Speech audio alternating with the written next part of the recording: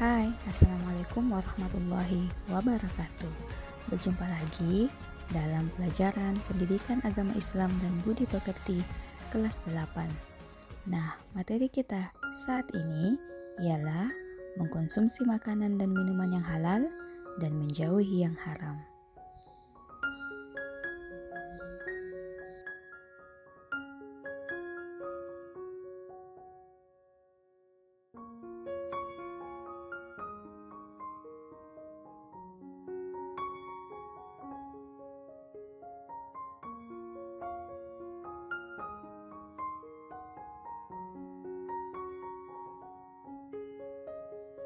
Tahukah kalian mengapa Allah Subhanahu wa taala menyuruh kita memakan dan meminum yang halal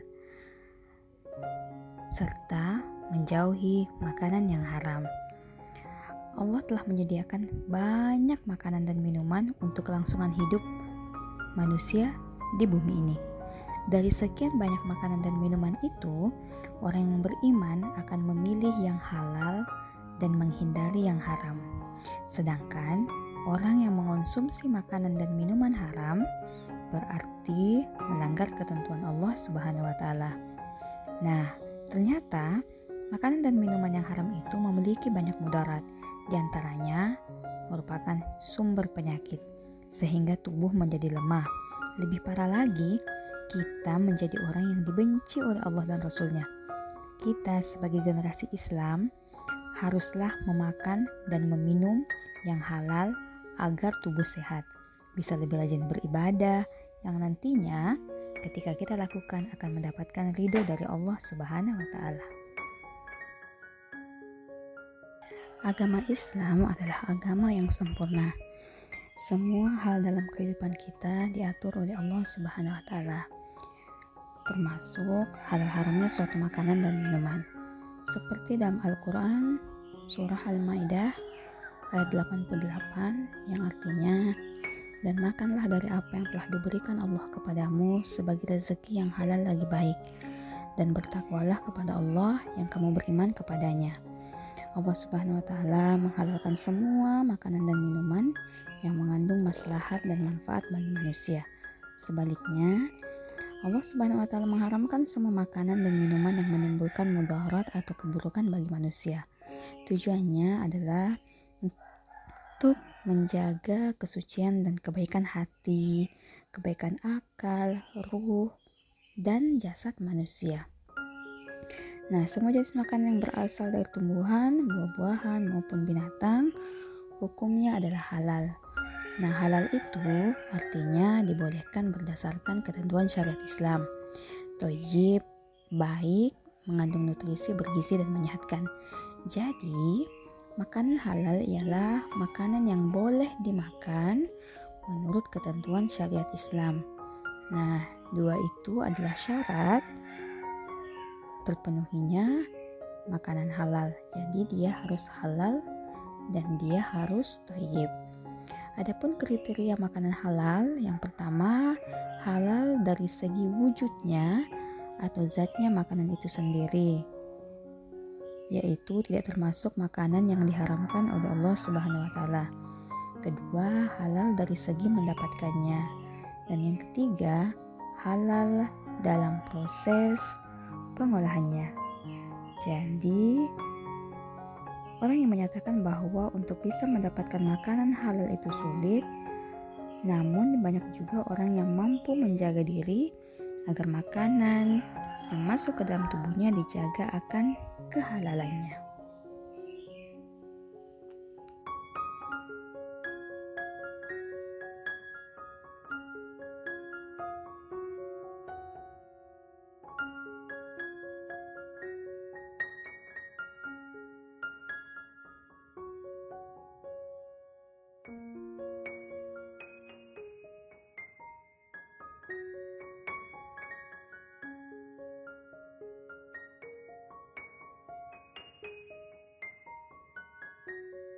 Jenis makanan dan minuman halal. Yang pertama adalah makanan yang disebut halal oleh Allah Subhanahu wa taala dan Rasul-Nya. Hal ini sesuai dengan hadis riwayat Ibnu Majah dan Tirmizi. Apa yang dihalalkan oleh Allah dalam kitabnya adalah halal. Dan apa yang diharamkan Allah di dalam kitabnya adalah haram. Dan apa yang didiamkan atau tidak diterangkan, maka barang itu termasuk yang dimaafkan. Yang kedua adalah makanan yang tidak kotor dan tidak menjijikan. Dalam Quran surah Al-A'raf ayat 157 menjelaskan bahwa dan apa yang menghalalkan segala yang baik bagi mereka dan mengharamkan segala yang buruk bagi mereka. Yang ketiga, makanan yang tidak mendatangkan mudarat, tidak membahayakan kesehatan tubuh, tidak merusak akal, serta tidak merusak moral dan akidah. Dalam Quran surah Al-Baqarah ayat 168, wahai manusia, makanlah dari makanan yang halal dan baik yang terdapat di bumi, dan janganlah kamu mengikuti langkah-langkah setan. Sungguh setan itu musuh yang nyata bagimu. Dan yang keempat, minuman halal adalah minuman yang tidak memabukkan, tidak didapatkan dengan cara halal, tidak najis, dan tidak mendatangkan mudarat. Artinya, tidak mendatangkan mudarat bagi manusia, seperti dari segi kesehatan badan, akal, jiwa, maupun dari akidah.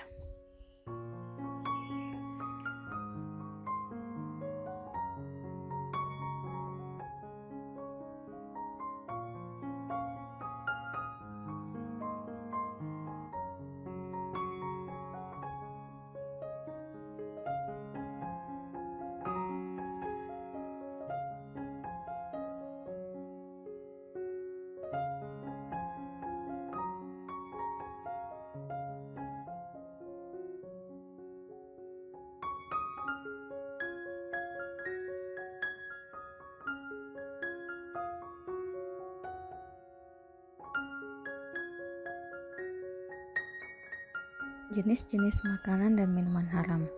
Pertama, semua makanan yang langsung dinyatakan haram oleh Allah Subhanahu wa taala. Dalam Al-Qur'an surah Al-Maidah ayat 3, ayat tersebut mengatakan bahwa makanan yang dinyatakan haram adalah bangkai, darah, daging babi, daging hewan yang disembelih atas nama selain Allah Subhanahu wa taala, hewan yang mati karena tercekik, dipukul, terjatuh, ditanduk hewan lain, diterkam binatang buas, dan hewan yang disembelih untuk berhala. Jadi ini adalah makanan-makanan yang dinyatakan haram di dalam Al-Quran. Kedua, semua jenis makanan yang mendatangkan mudarat atau bahaya terhadap kesehatan badan, jiwa, akal, moral, dan akidah kita. Ketiga, semua jenis makanan yang kotor dan menjijikkan. 4. Makanan yang didapatkan secara batil. Artinya adalah makanan ini diperoleh dengan cara yang tidak benar, maka hukumnya haram. Misalnya didapat dengan cara mencuri, menipu, memalak, korupsi, memeras, dan sejenisnya. Yang kelima adalah minuman yang jelas-jelas memabukkan. Jadi minuman ini bisa berupa cairan dan bisa berupa zat padat.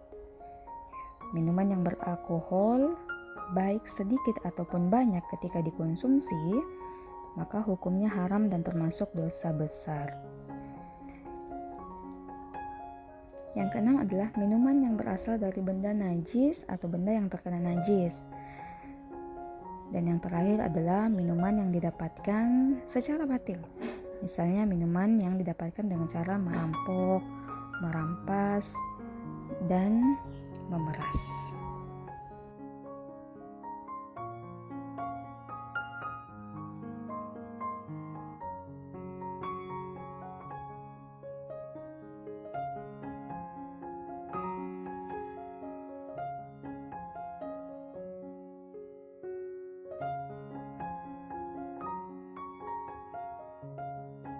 Manfaat mengonsumsi makanan halal dan minuman halal. Yang pertama, mendapat ridho Allah Subhanahu wa taala karena telah mentaati perintahnya dalam memilih jenis makanan dan minuman yang halal. Yang kedua, kita akan memiliki akhlakul karimah karena setiap makanan dan minuman yang dikonsumsi akan berubah menjadi tenaga yang digunakan untuk beraktivitas dan beribadah. Dan yang ketiga, manfaatnya adalah terjaganya kesehatannya kita karena setiap makanan dan minuman yang dikonsumsi bergizi dan baik bagi kesehatan tubuh. Adapun akibat buruk dari makanan dan minuman yang haram. Pertama, amal ibadah tidak akan diterima dan doa tidak dikabulkan oleh Allah Subhanahu wa taala. Yang kedua, akibat buruknya adalah bisa merusak jiwa. Terutama ketika kita minum minuman keras.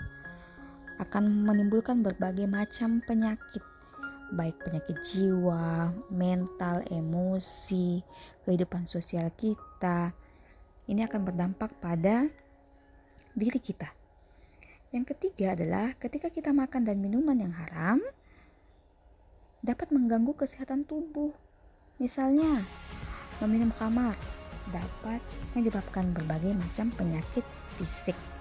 Dan yang keempat adalah ketika kita minum makan yang haram, maka akan menghalangi kita dari mengingat Allah. Dan ini adalah salah satu tipu daya dari setan, bahwa meminum minuman keras itu akan menghalangi kita untuk mengingat Allah. Sekian video pembelajaran kali ini. Semoga bisa memberikan manfaat untuk kita dalam memahami materi makanan halal dan minuman haram yang kita konsumsi. Sampai berjumpa di video pembelajaran selanjutnya. Wassalamualaikum warahmatullahi wabarakatuh.